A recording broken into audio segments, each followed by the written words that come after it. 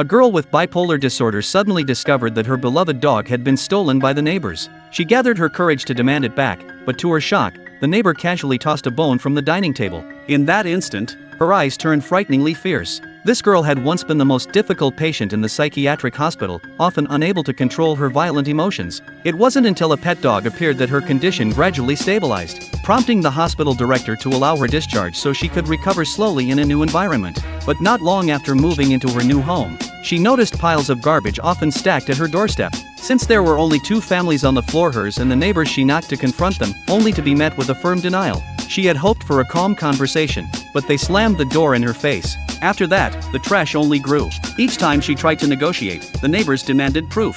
Left with no choice, she installed a surveillance camera at her door. Before long, the footage showed the neighbor's child frequently urinating at her doorstep. She rushed out to stop it, but the family brazenly claimed it was public space where they could do whatever they pleased. She sought help from the property management, but they already knew of the family's bullying and said there was nothing they could do. As the conflict escalated, the girl's emotions began to spiral. She screamed hysterically, but her loyal dog ran up and nuzzled her, calming her down in an instant. Afraid of being sent back to the psychiatric hospital, she chose to endure. Yet the neighbors escalated further, pounding on the walls late at night to drive her away. Still, she silently endured, just trying to live like a normal person. Until one morning, she was horrified to discover her dog was gone.